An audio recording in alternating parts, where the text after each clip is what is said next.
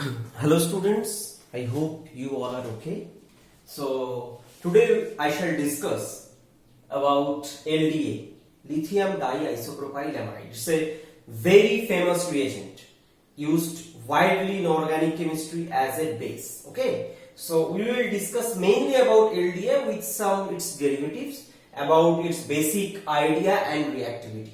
So a very interesting chemistry I will discuss throughout the lecture, so I suggest you please watch until the end completely because if the concept is clear, it will be very helpful for you to understand the overall reaction of this process. Okay, so let's start. As you can see, how this LDA reagent prepared. The basic thing is preparation. This is preparation from the corresponding diisopropylamine. This is diisopropylamine, and if you react this diisopropylamine with butyllithium, which is acting as a base, so this is base, so this proton is abstracted by this butyllithium and ultimately it produces, this is the lithium, this is actually a lithium amide, it's a salt. Okay, and this reaction generally carried out in low temperature like around -78 degrees centigrade, and it produces the lithium salt, and see here butane is produced. Okay, so in this way this is prepared, this LDA is prepared. See, the butyllithium pK is around 50 degrees centigrade, whereas the pK of this LDA is 36, but actually it means that this LDA is enough a very strong base, not very strong like butyllithium, because you know there are lots of problem of handling butyllithium like pyrophoric accident, this thing. So that thing could somewhat be compensated by using this lithium enolate base, LDA. Now see, previously there was a one lone pair. This question could be asked to check. Now how many lone pairs on nitrogen? Actually 2 lone pairs. So generally we see negative charge means one pair of electron. No, here 2 pair. One was previous and right one produced because of the abstraction of this proton. Okay, fine. So this LDA is used as a base to abstract the proton from, for example, aldehyde, ketone or ester or acid also you can say. Question, why it abstracts? Because of its pKa value. See, pKa value of aldehyde is around 17, pKa value of ketone around 20 and ester is 25. So that is the reason, see, it is 36. So LDA is stronger base, so they can abstract this proton and generate enolate. Okay, so this enolate is used in further for directed aldol condensation. I will come after some time. So directed aldol condensation. But question is, if we use simple base like sodium hydroxide, then also enolate generated. But what is the specific thing for this or advantage? That is that you can prepare the enolates selectively. This is one of the best way to prepare the enolate. Why I am saying that statement? Because actually here the proton abstraction is irreversible. What do I mean by the statement? See, generally proton abstraction is a reversible process. You have already observed in case of Aldol condensation reaction. So since the proton abstraction is reversible, then there is a confusion, but in this case you can make it irreversible proton abstraction, and that is the main reason to that is the main way to generate enolate, and you can use it later on. Okay, so I'll explain now.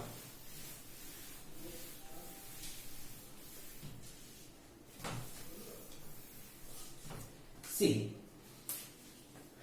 this is the LDA minus lithium plus. So how? So it reacts with the corresponding carbonyl compound. Okay, so let's consider this R, and ultimately it results in this enolate formation at this and lithium salt. Question how this reaction is happening, and obviously dry ether or THF whatever, and minus 78 degrees centigrade. Okay, why dry solvent? Because all these reagent LD related reactions, this carbon ion which is generated, this will be quenched if moisture is present. Okay, and not dry ether, we should say some inert atmosphere also, like nitrogen or argon etc. gas under this dry nitrogen or argon gas. So this is produced. Question how this is produced? Through a 6-member transition state. So what happens? See, this is the LDA molecule and this is the lithium, and we know lithium has a tendency, lithium is a very strong Lewis acid. So what it can do, it can coordinate with this oxygen also. Okay, so this is the R. Now what happens? The minus charge, I should draw it in this way. Okay, so in this step, this is abstracted, it comes here, it goes there. So what is how the transition state should look like? Actually, this is this.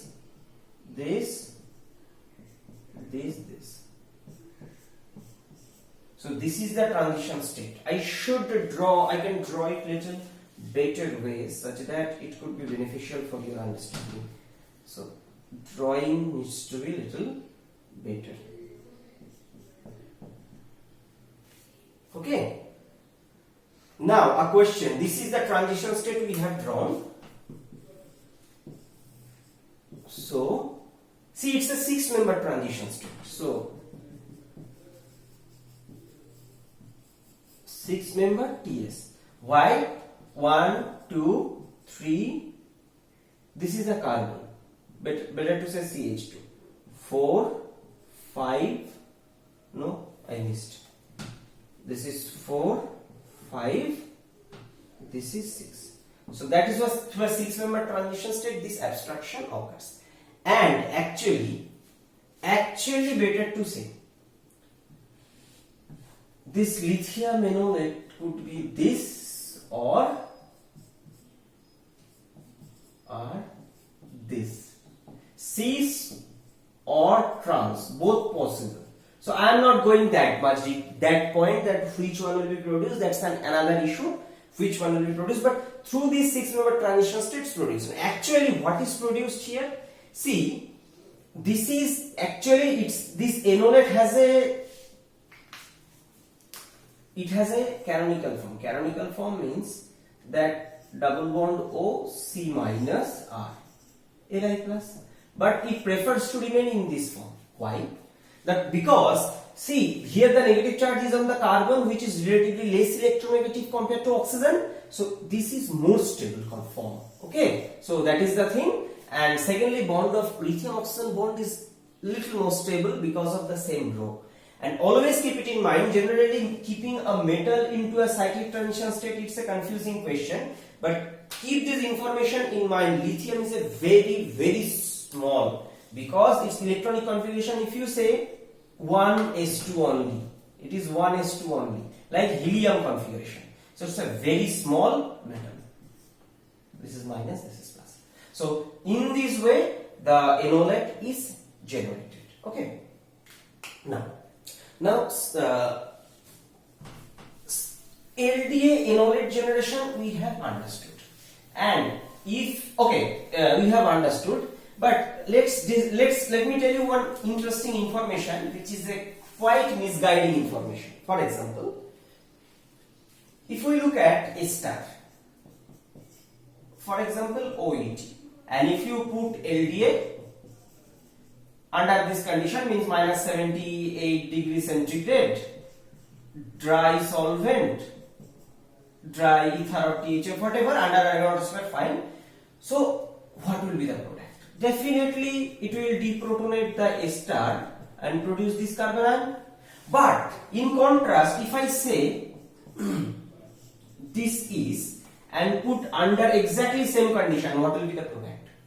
The product will be this. But generally student make mistake. Why? They think, okay, from A star alpha proton is abstracted. Why not here? No. Please keep it in mind. This proton is most acidic. We say carboxylic acid. So under this it will. So when nothing is mentioned, it means around 1 equivalent, or generally 1.1 equivalent, means almost stoichiometric. So then it will be abstract. But instead of that, if they provide another 1 equivalent, so another 1 equivalent,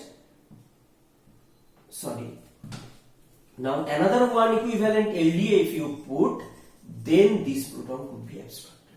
Okay, so this important information, please keep it in mind. Okay, fine. Now we have discussed about this deprotonation, but in this context, you must keep one information in mind. While we are thinking about aldehyde deprotonation, LDA is not a good choice. Why? So, when you see this deprotonation process, means for example, R equal to H versus CH3. Okay, so when this aldehyde, actually, how this reaction is done? First of all, LDA is taken. So in this container, try to understand, it's an important thing. So in this container, there is LDA. So there is LDA at minus 78 degrees centigrade under inert atmosphere. Fine. So now here, in this case, you are adding this carbon dropwise. Fine. See, this proton abstraction, this is actually a irreversible reaction and kinetic enolate is produced. I will come about this kinetic enolate. Okay, so dropwise addition this. So what happens? Instantly, for example, you added 10 drops of ketone. So instantly 10 drops will be converted into 10 drops of ketone, 10 drops of enolate. So the side reaction, that is aldol condensation, for example. So if there is some amount of carbonyl, some amount of enolate, there is a chance of aldol condensation. But in this way, if you do the reaction in this way, aldol condensation will not occur. Why? Because proton abstraction, please keep this information in mind. Proton abstraction is acid-base reaction. See, this proton is abstracted, so this is an acid-base reaction, and generally this reaction is faster. Okay, so that's why. But if you think this nucleophilic addition of this enolate to carbonyl, that's a reversible reaction. So there one is irreversible and one is reversible. So what will happen? This irreversible one is proton abstraction. Fine. So for ketone it's a very good thing, and only enolate generated and remains in the medium stoichiometric amount. But if you think about aldehyde, what is the problem with aldehyde? See, aldehyde means this is H, so bulkness is less here. So what happens? Sometime under this reaction condition, what I am taking, that proton abstraction is acid-base reaction and slower and slower. So it is not that much slower in case of aldehyde. So what happens? Some other reaction occurs. Point number 1. So we will not choose LDA for aldehyde deprotonation to generate enolate because side reaction chance is better. Second thing, this enolate is kept under low temperature. So this is another interesting. So this enolate is kept under low temperature. Why? Because see, this is a reactive species, so some side reaction may possible.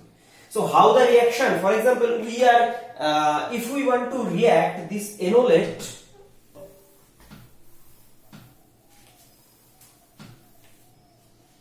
with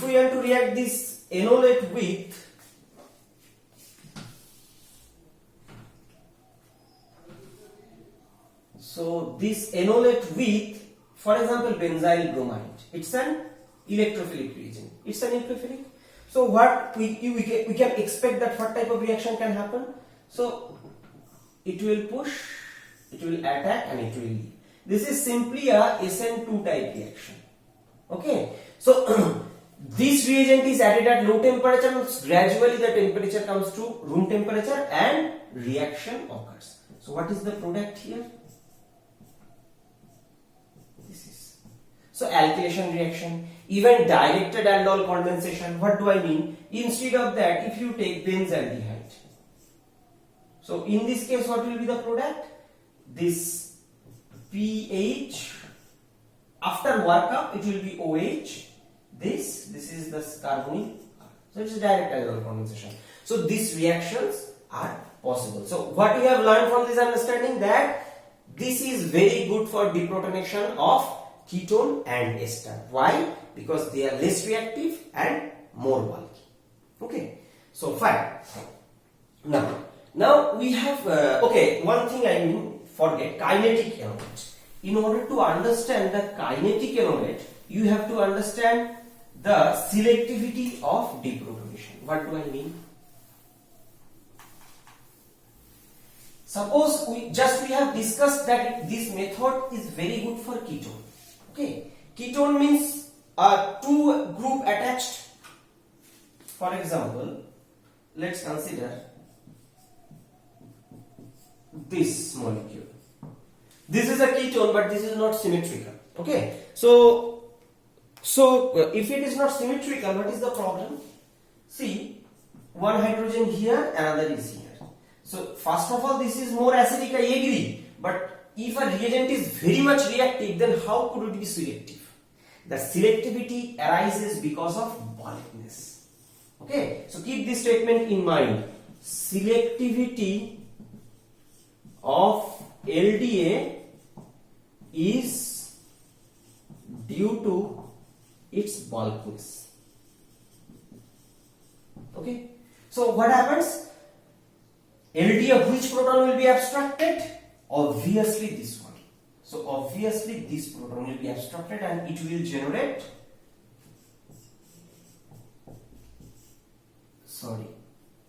this O minus. I am just final structure. Now this is kinetic enolate. Easy to abstraction, reactivity is more. What is thermodynamic one? The more substituted one, definitely, means this is the thermodynamic.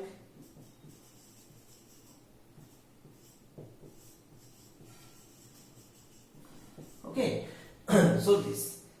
Now, one important information you must keep it in mind. What? See, LDA is a bulky reagent. We have understood it's a bulky reagent. So you have to take substrate where bulkiness is not that much high. If you have extreme bulkiness, then there is a problem. Problem means if you take extreme bulkiness, then LDA will not be able to abstract the proton. Extreme bulkiness means, for example, some other group you have introduced, LDA will not be. For that purpose, what we need to do? We need to reduce the bulkiness of LDA. Simple reagent, dimethyl amide, lithium dimethylamide. Then it could be. And another information, what is the advantage of this bulkiness?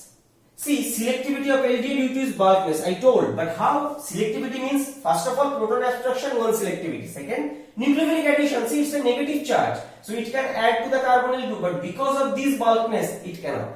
This phenomena could understand very easily by the theory named Barbier-Dunnish trajectory. I have already uploaded that video, please visit for your basic understanding. How? So this is now a question that LDA is fine, but because of its wide application, some modification is essential. So now I will discuss the modified form of this LDA.